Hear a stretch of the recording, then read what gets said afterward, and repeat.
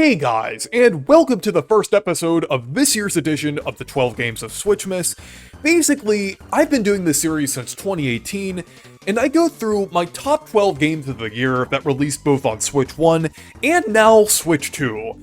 I really like to do this series since it's an annual tradition on the channel, and it gives me a chance to talk about some games that I didn't talk about enough, and that's definitely the case for this first game, which is at the bottom of the list, but I still kind of enjoyed it, and that is Dragon Drive. I still think this game was decently good. I thought it was a 7 out of 10, but I did think it had a lot of missed potential, because I thought the concept for this game was amazing. It's a great utilization of the Switch 2's mouse controls, since it's basically like wheelchair basketball that controls with mouse controls, and I haven't really seen another game with mouse controls like this before.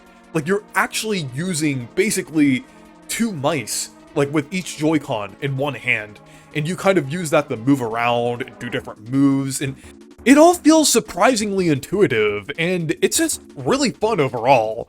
Though I will say, you will need a lot of space to play this game. It is hard to play it on a little mouse pad. You might need a larger mouse pad, or like a desk pad, or some large area that works with the mouse controls. And it is a little bit of a workout as well, but I don't think it's too hard to get into. And I would say I do kind of like the online integration of this game as well. You kind of are in a room with about a dozen people, and some people can be in a game while other people could be like doing mini games off to the side or just chilling. I kind of like that concept, though I will say I wish they actually had a dedicated like main menu before you get like immediately thrown into like an online room. I kind of wish they had like something like that, or that option, though that is just a little bit of a nitpick there. But one issue that I have with this game is that it is kind of generic in terms of presentation. I mean, it's not completely soulless, and it does have like a little bit of a vibe here. I do see a little bit of that EPD4 style quirkiness, kind of like what was seen in Game Builder Garage or the Labo games, but I do wish there was just a little more to this here. Like, maybe have different environments rather than just that one kind of area that you're in. Like, maybe one that's actually like in city streets or on the beach or like in a forest or something. It would have been nice if there were like a few themes here that kind of mix things up. I know that you really shouldn't expect much from a $20 game, but there could have been a little more here in terms of variety.